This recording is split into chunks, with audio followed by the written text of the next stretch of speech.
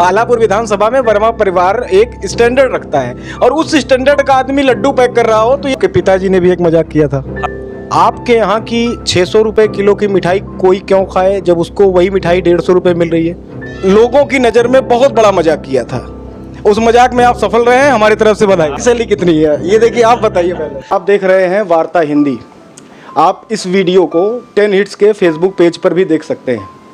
आज हमारे साथ रामनगर के उद्यमी कह लीजिए, आज हमारे साथ रामनगर के पहले एंटरप्रेन्योर कह लीजिए, अंजनी वर्मा जी के यहाँ आज हम इनके रेस्टोरेंट में पहुँचे हैं, रसवती रेस्टोरेंट में पहुँचे हैं। उसका भी एक कारण है, रसवती रेस्टोरेंट का आज 2 साल पूरा हुआ है, यानी कि ये कह लीजिए आज रसवती परिवार खुद अपनी सालगिरह मना रहा है। आपका इस वार्ता में बहुत बहुत स्वागत है। धन्यवाद। हमारे तरफ से एक मुबारकबाद ये स्वीकार करिए कि आपने एक कंडीशनल जगह में बड़े चैलेंजेस के साथ एक लोगों की नज़र में बहुत बड़ा मजाक किया था, उस मजाक में आप सफल रहे हैं, हमारी तरफ से बधाई। आपका कहना बिल्कुल सही है। लोगों की नज़र में, मेरे लिए इस व्यवसाय में उतरना लोगों की नज़रों में खटक रहा था कि एक अच्छे परिवार का व्यक्ति और एक शिक्षा क्षेत्र से जुड़ा व्यक्ति ऐसे छोटे बिजनेस में क्यों आ गया। मेरे लिए सबसे बड़ा चैलेंज ये था, लेकिन तो आप लोगों के अपार स्नेह, जनता का प्यार जो मिला, आप सबका सहयोग मिला, उससे आज 2 साल पूरा हुआ और आप देख रहे हैं कि 2 साल में हमने 2 कड़ी और आगे बढ़ाई। पिछले साल इस छोटी सी दुकान से, जहां हम बैठे हैं, यही हमारी पूरी दुकान थी, इतने में मिठाई, बेकरी और हमारा कैश काउंटर सब कुछ था। और उसके बाद पिछले साल दिवाली पे हमने ये दुकान उधर शिफ्ट की और इस साल अब होटल और बैंक्वेट भी हम स्टार्ट कर रहे हैं। लेकिन तो चैलेंजेस बहुत थे।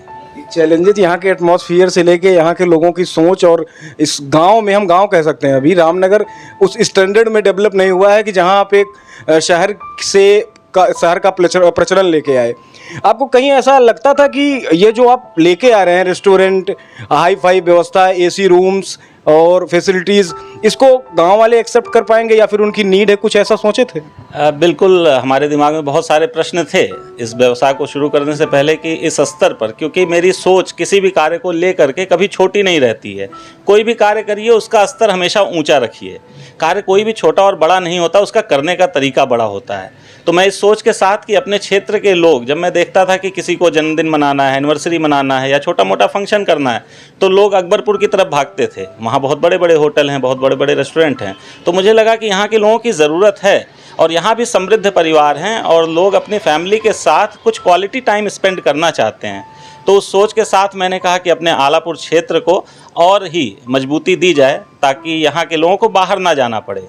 वर्मा जी, क्या क्या चैलेंजेस आए थे जब आपने प्रकल्प डाला रसवती का, कि गलत तो नहीं कर रहे, कुछ इस टाइप का आया दिमाग में? बिल्कुल बिल्कुल आया। सबसे पहले तो चैलेंजेस मेरे परिवार से ही मिले। मेरे परिवार के सगे संबंधियों ने कहा कि ये कहाँ उतर रहे हैं, तो बड़ा ही कचरा काम है, इस प्रकार के शब्दों का इस्तेमाल किया। और फिर भी मैंने पूरी मजबूती के साथ इस बिल्डिंग को तैयार किया और फुल क्वालिटी, हाइजीन, इन सब का ध्यान रखते हुए मैंने इस व्यवसाय को शुरू किया। और आप जैसे लोगों को ध्यान में रखते हुए कि हमसे जुड़ने वाले लोग भी अच्छे ही होंगे। आप अच्छा सोचेंगे तो अच्छे लोग जुड़ेंगे, आप बुरा सोचेंगे तो बुरे लोग आपके साथ जुड़ेंगे। लेकिन तो फिर भी हमारे बहुत सारे शुभचिंतक, जब मैं यहाँ बैठता था, मैंने पूरा 1 साल टाइम फुल्ली स्कूल छोड़ करके और सारे काम छोड़ करके मैंने रसवती को दिया। और फुल टाइम सुबह मैं यहाँ पर 7 बजे आ जाता था, रात को 11-12 बजे से पहले जाता भी नहीं था। तो मेरे शुभचिंतक आते थे और मुझसे कहते थे, अरे आपका यहाँ बैठना शोभा नहीं देता है, आपको इस काम में नहीं उतरना चाहिए था। गल्ले पे बैठे हुए हैं। हाँ, गल्ले पे बैठे हुए हैं और ये सब इतने बड़े स्कूल के जो है ओनर हो करके। तो मैं कहता था कि मैं 10 स्कूलों के ऑनर, हाँ, और एजेंसीज हैं आपके घर में, जो है व्यापार से जुड़ा रहा आपका परिवार, और आप मिठाई का डब्बा पैक कर रहे हैं। बिल्कुल बिल्कुल, मैं वही करता था। यहाँ पर मैं शुरुआत में मैंने खुद सबको सर्विसेज दी। यहाँ तक कि कोई कहता था कि मुझे ये सामान चाहिए तो मैं अपने हाथों से, मुझे शौक था करने का।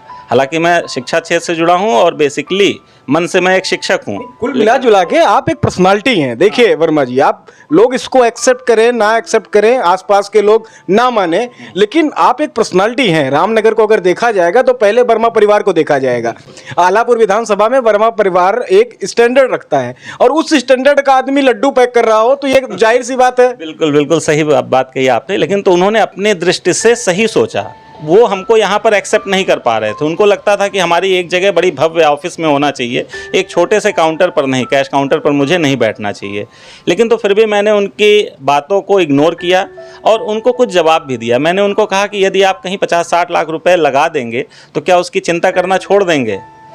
तो उन्होंने कहा कि नहीं। तो मैंने कहा वही काम मैंने किया है, मैंने एक अच्छी खासी रकम यहाँ पर लगाई है और उस रकम को मैं ऐसे ही नहीं छोड़ सकता हूँ, अन्यथा कल आप लोग भी यही बात कहेंगे कि देखिए मैंने तो कहा ही था कि 3 महीने बाद धंधा बंद हो जाएगा। और मेरे मन में विचार भी आया, 3-4 महीने जब बीते तो लोगों की बात सुन करके, परिवार की बात सुन करके, चलिए गैर तो गैर, परिवार के लोग अगर नेगेटिव बात करते थे तो बड़ा कष्ट होता, तो ये हुआ कि बंद कर दिया जाए। क्या बात कर रहे हैं? बिल्कुल, मैंने ये सोचा कि एक दिन मैं सुबह उठा और मैंने सारे कारीगरों से कहा कि आज काम नहीं होगा, सब लोग काम बंद कर दो। मतलब रसवती शुरू नहीं हो पाई, उसके पहले आपने पैकअप की व्यवस्था बना दी? पैकअप मैंने सबको कहा कि आज सबकी छुट्टी है, आज बंद।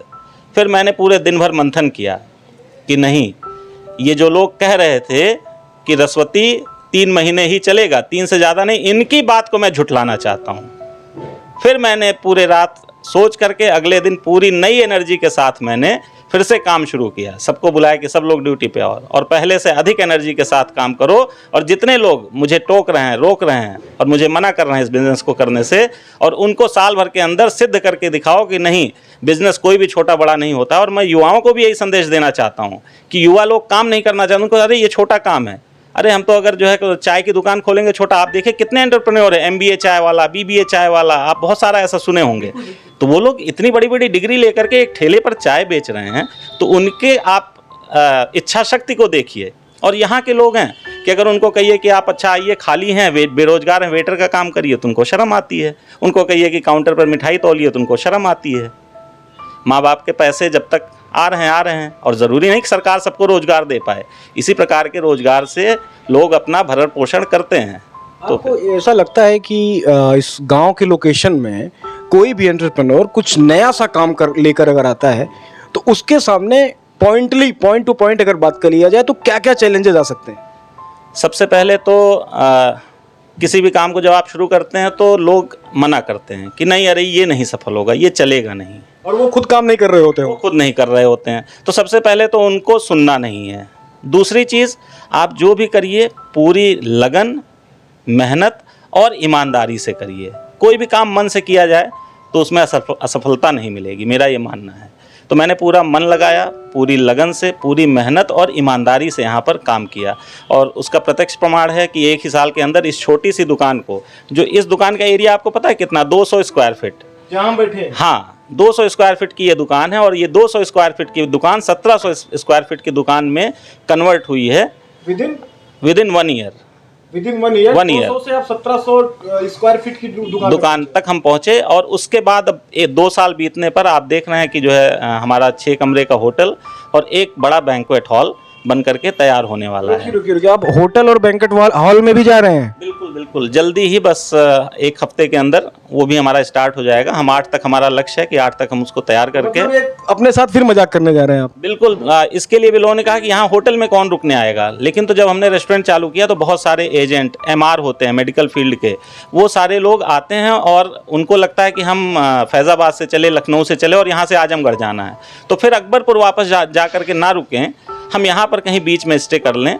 और बहुत सारे समृद्ध परिवारों के लोग जो मुंबई, दिल्ली या कहीं बड़े शहरों, मेट्रो सिटीज़ में रहते हैं, उनको गांव का माहौल, रहन सहन नहीं पसंद आता है। तो वो जब कभी किसी फंक्शन में आते हैं तो सोचते हैं सिर्फ हम घर पे फंक्शन अटेंड करने जाएं, रुकने वाला काम कहीं एक अच्छी जगह पे कर लें। तो ये हमारे दिमाग में आया कि नीड, सबसे किसी भी बिज़नेस को स्टार्ट करने के पहले पब्लिक की नीड समझनी होती है। तो मैंने समझा कि यहाँ के लोग मिठाई अच्छी चाहते हैं, अच्छा रेस्टोरेंट चाहते हैं, बैठने की अच्छी जगह चाहते हैं। और उसके बाद मुझे लगा कि इनको फंक्शन करने के लिए एक बड़े हॉल की ज़रूरत है, एंगेजमेंट वगैरह के लिए, और साथ ही साथ रुकने के लिए भी वो लोग डिमांड करते हैं। तो मैंने पब्लिक की नीड को समझते हुए एक और स्टेप आगे बढ़ा लिया और इस साल वो भी पूरा हो जाएगा। आपके पिताजी ने भी एक मजाक किया था? हाँ, वो जब यहाँ पर आए तो कहे करे दूर से आकर के ये क्या बिज़नेस कर लेंगे, यहाँ के लोग मर गए हैं क्या, बाहरी लोग अब यहाँ करेंगे। तो ऐसा भी उनके साथ भी हुआ था और उनको भी लेकिन तो कुछ विरोधी होते हैं तो उससे ज़्यादा सहयोगी भी होते हैं, ऐसा नहीं। एक चीज़ बताइए कि आप फूड बिजनेस में हैं और ये बड़ा जिम्मेदार बिजनेस है और उतना ही चैलेंजिंग है। आप ज़रा ये बताइए कि रोड्स पे छोटी बड़ी दुकानों को मिला के इस पूरे विधानसभा की अगर हम बात करें तो इस विधानसभा में 1000+ काउंटर्स होंगे मिठाई बेचने वाले। हाँ बिल्कुल। अब आप ये समझिए कि आपके यहाँ की 600 रुपये किलो की मिठाई कोई क्यों खाए जब उसको वही मिठाई 150 रुपये मिल रही है। देखिए बहुत सारे लोग हैं जिनको पैसे का अभाव नहीं है और वो क्वालिटी की तरफ जाते हैं। क्वालिटी इन द सेंस क्या क्वालिटी आप दे रहे हैं? क्वालिटी इन द सेंस कि मैं आपको चैलेंज के साथ बता सकता हूं कि इस पूरे क्षेत्र में इक्के दुक्के दुकानदार होंगे जो कि अपनी खुद की फ्रेश बूंदी का लड्डू बनाते होंगे। मैं एक छोटा सा उदाहरण दे रहा हूं, फ्रेश बूंदी का लड्डू बनाते होंगे। बाकी सब लोग रेडीमेड, कहीं से कानपुर से, कोई फैज़ाबाद से, कोई बनारस से बूंदी मंगा करके लड्डू बनाते हैं। मैं किसी को क्वेश्चन नहीं कर रहा हूँ, लेकिन तो हमारे यहाँ यही अंतर है कि हमने कभी आज तक 10 ग्राम बूंदी भी बाज़ार से नहीं मंगाई। अपने बेसन यहाँ पर दाल पिसवा करके उसका बेसन बना करके और फिर उसका लड्डू बनाते हैं हम लोग बूंदी बना करके। इसी प्रकार से खोया है, पनीर है, जो भी हमारा है हमारा खुद का मैन्युफैक्चरिंग है। हम कोई चीज़ बाहर से आउटसोर्स नहीं करते हैं। ज़्यादातर चीज़ें जो हमारी बन सकती हैं, जैसे दूध तो लेना ही पड़ेगा, दूध से हम अपना खोया बनाते हैं, पनीर बनाते हैं और चीज़ें, तो ये मतलब क्वालिटी तभी हम मेनटेन कर पाएंगे। अभी आप पर डे कितने लीटर दूध की खपत कर रहे हैं? करीब 200 लीटर की। किसानों से ले रहे हैं? बिल्कुल डायरेक्ट किसानों से ही ले रहे हैं। कितने किसान कनेक्ट हैं रसवती से? 7 लोग हैं इस समय कनेक्टेड। कुछ वादा करना चाहते हैं और लोग कनेक्ट हो सकते हैं? हाँ बिल्कुल बिल्कुल हो सकते हैं। अभी कल हमारे यहाँ सिपाह से एक वर्मा जी हैं जो टेंट हाउस भी चलाते हैं, उन्होंने कहा कि हमारे यहाँ 10 लीटर दूध है, हम दे सकते हैं क्या? हमने कहा बिल्कुल ले आइए। हम तो चाहते हैं कि हम किसी डेयरी से ना लेकर के पराग या इस प्रकार से हम फ्रेश दूध लें, क्योंकि जो भी डेयरी का दूध आएगा वो 2-3 दिन पुराना प्रोसेस्ड हो करके आता है, आपको पता है, बहुत बताना नहीं है उसमें। तो यही सब चीज़ें हैं। और भी सब्जियां हैं, आप अच्छी क्वालिटी की यूज़ करिए। मसाले हैं ब्रांडेड यूज़ करिए। रिफ़ाइन है तो ब्रांडेड कंपनी, आप ब्रांडेड कंपनी का यूज़ करिए तो बेहतर क्वालिटी आएगी ही आएगी। अभी स्टाफ मेंटेन कर रही है रसवती? टोटल 32 स्टाफ हैं इस समय और ये होटल चालू इंक्लूडेड यू? नहीं, मुझे छोड़ करके, मुझे और अश्वनी जो है 2 लोग हम लोग हैं, हम लोगों को छोड़ करके 32 स्टाफ हैं, रजिस्टर पर हैं। अभी मैं आपको दिखा भी सकता हूँ। आपकी सैलरी कितनी है ये देखिए, आप बताइए पहले। देखिए हमारी सैलरी तो कुछ नहीं है, जितना पैसा यहाँ से जो भी मिलता है यहीं पर इन्वेस्ट कर दिया जा रहा है अभी, और जब ये प्रोजेक्ट कंप्लीट होगा तब फिर देखेंगे कि कितना हमको मिलता है। आप रसवती के ऑनर हैं कि रसवती के वर्कर हैं? मैं तो अपने आप को वर्कर मानता हूँ और सबके साथ में ही काम करता हूँ। और आपको एक और मैं इंटरेस्टिंग बात बता दूँ, जब रसवती खुला उसके कुछ दिनों बाद फिर लॉकडाउन हो गया, मई में, 1 मई को, है ना। रसवती का उद्घाटन हुआ 3 नवंबर को, 3 नवंबर 2020, और आपको याद होगा 2021 1 मई को दोबारा लॉकडाउन हो गया था। लोगों को लगा होगा कि हम तो कह ही रहे थे ये बंद ही हो गया। हाँ बंद हो गया, लेकिन मैंने कहा नहीं, बंद नहीं करूँगा, क्योंकि गवर्नमेंट ने थोड़ा सा हम लोगों को सहूलियत दे दी कि आप पैकिंग कर सकते हैं और 50 आदमियों का आप कार्यक्रम भी कर सकते हैं। तो हमारे पास एक छोटा हॉल भी है ऊपर, तो शुरू में ही बना था, तो एंगेजमेंट वगैरह की हमारी बुकिंग भी थी उसी मई में, लगन का महीना था और बुकिंग थी। और हमारे जितने कारीगर थे वो सब डर के कि ये लॉकडाउन हो गया, पता नहीं कितने दिन चलेगा, यहाँ से निकल चलो भैया। जैसे पहला लॉकडाउन हुआ था कि मतलब खींचते खींचते 2 महीने का हो गया था, तो हमारे कारीगर सब सीतापुर के हैं, हरदोई के हैं, कुछ बहराइच के हैं, कुछ रायबरेली के हैं, ऐसे अलग अलग जगहों से, कुछ बंगाल के हैं। तो वो क्या किए कि सारे के सारे यहाँ से छोड़ करके चले गए। लोकल जो 2-3 लड़के थे वो हमारे पास बचे। अब मेरे पास सबसे बड़ा चैलेंज आ गया कि मुझे अपनी शॉप भी नहीं बंद करनी, क्योंकि मुझे पता है कि अगर शटर डाउन हो गया तो फिर 1 महीने बाद, हाँ 1 महीने बाद फिर मुझे वही चैलेंजेस फिर से फेस करने पड़ेंगे। और क्योंकि मैंने ऑलरेडी 4 बुकिंग ले रखी थी एंगेजमेंट की मई में, और उनको निपटाना ही था। लोगों को मैंने बता दिया कि 50 की गैदरिंग होनी है, कोई नहीं था, और मुझे खुद किचन में काम करके उन पार्टीज़ को निपटाना पड़ा। और शाम को 2 से 3 घंटे के लिए पैकिंग के लिए ओपन करते थे कि आपको पार्सल मिलेगा, तो चाइनीज़ आइटम मैं किचन में खुद अपने हाथों से बना करके लोगों को सर्व करता था। आप बनाते भी है खाना? बिल्कुल बिल्कुल। देखिए कोई भी बिज़नेस आप स्टार्ट करते हैं, जब तक ABCD उसकी नहीं पता होती है, उस बिज़नेस में आप बहुत अच्छे से नहीं सफल हो सकते हैं।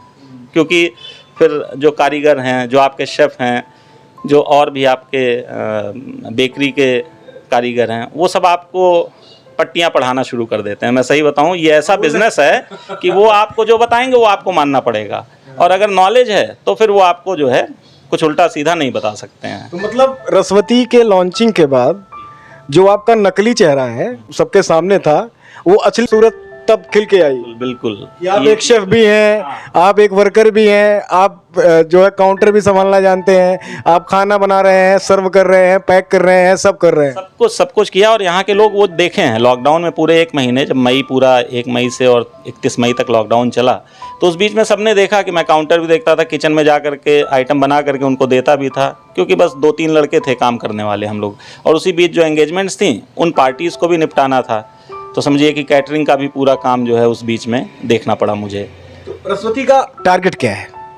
रसवती का टारगेट ये है कि इसके जो ब्रांचेज़ हैं, मैं जनपद से बाहर नहीं जाना चाहता हूँ। अपने जनपद की जितने भी तहसील हैं, सभी तहसील के सेंटर्स पर एक एक ब्रांच इसकी ओपन हो जाए, लेकिन तो अभी वो लंबा समय लगेगा, 2-3 साल का। कनेक्ट करें जो रसवती के ब्रांड पे, रसवती के गाइडलाइंस पे अपना बिजनेस कोई करना चाहे, वो कैसे कनेक्ट करें? हाँ, ये प्लान है। फ्रेंचाइज मोड में हम ऑपरेट करना चाहते हैं इन चीज़ों को। जैसे कि मेरा मन है कि तांडा में अगर कोई रसवती को चलाने वाला मिल जाए तो मैं उसको पूरा जो है सेटअप जो भी है करके दूंगा, या जलालपुर है, अकबरपुर है, इस तरीके के जो तहसील केंद्र हैं उन पर रसवती ब्रांड दिखे, और जो क्वालिटी, जो सर्विसेज जैसी यहाँ पर मिल रही हैं वैसी ही हर जगह पर अवेलेबल। मैन्युफैक्चर यूनिट से ही मटेरियल वहाँ पहुँचवाएंगे? हाँ, कुछ तो यहाँ से जाएगा और कुछ वहाँ पर मैन्युफैक्चर होगा। जैसे जो रेडीमेड प्रोडक्ट्स हैं, बिस्किट है, ब्रेड है, पाव है, या फिर और भी कुछ जो मटेरियल जो 3-4 दिन वैलिडिटी वाले होते हैं उनको हम पहुँचाएंगे, और बाकी वहाँ पर खुद बनेगा। वो जो आपका मैन्युफैक्चर मटेरियल्स हैं उसके आपके पैमाने हैं, आपके पैमाने पे ही काम करना पड़ेगा? बिल्कुल बिल्कुल, हमारे पैमाने पर काम करना पड़ेगा। और बहुत सारे आप देखोगे फ्रेंचाइज मोड में बहुत सारे रेस्टोरेंट रन कर रहे हैं, और उनकी अपनी एक रेसिपी होती है, उस रेसिपी को देते हैं, अपनी गाइडलाइंस होती हैं, उस गाइडलाइंस को देते हैं, उसके अकॉर्डिंग उनको चलना पड़ता है। कुछ कंस्ट्रक्शन का भी आपने ऐसा बनाया हुआ है कि आपका बिल्डिंग ऐसा होना चाहिए, इस टाइप का, तब हम आपको फ्रेंचाइज करेंगे? नहीं, एरिया तो निश्चित रहता है कि जैसे कोई भी रेस्टोरेंट रन करने के लिए एटलीस्ट 500 स्क्वायर फीट एरिया हो, तो फिर उसके अकॉर्डिंग वहाँ डिज़ाइन करके किचन का सेटअप है, सिटिंग का सेटअप है, काउंटर का सेटअप है, ये सब बाद में डिज़ाइन हो जाएगा। If available 500 square feet area, कितना इन्वेस्टमेंट करना कोई करे तो रसवती की फ्रेंचाइज कर सकता है? अराउंड 10 लाख के इन्वेस्टमेंट में 500 स्क्वायर फीट एरिया में एक छोटा रेस्टोरेंट, लगभग 20 सीटिंग कैपेसिटी का, और एक काउंटर के साथ, छोटे किचन के साथ स्टार्ट हो सकता है 10 लाख में। तो ये आपका गोल है? हाँ जी, बिल्कुल। आपका वार्ता हिंदी के साथ जुड़ने के लिए बहुत बहुत धन्यवाद। और फिर से हम दर्शकों के माध्यम से भी आपको बधाई देते हैं कि रसवती और रसवती 2.0 जो अपना 2 साल पूरा किया है वो आगे पूरा निरंतर करती रहे। और रसवती एक अंबेडकर नगर आरापुर की शान है, ब्रांड है, और मैं ये आशा करता हूँ उत्तर प्रदेश के साथ साथ विश्व के कोने कोने में रसवती एक दिन पहुँचे। इसी आशाओं के साथ आज का इंटरव्यू यहाँ समाप्त करते हैं। आपका बहुत बहुत धन्यवाद। बहुत बहुत आपका भी धन्यवाद। मैं आपका आभार प्रकट करता हूं कि आपने अपना कीमती समय यहाँ दिया। आप जैसे ऊर्जावान व्यक्ति पत्रकार के रूप में अगर जनपद को या उत्तर प्रदेश को मिलता है तो निश्चित तौर पर पत्रकारिता के क्षेत्र में एक अमूलचूल बदलाव आएगा, क्योंकि आप तो देख ही रहे हैं पत्रकारिता के क्षेत्र में कैसे कैसे चीज़ें हो रही हैं।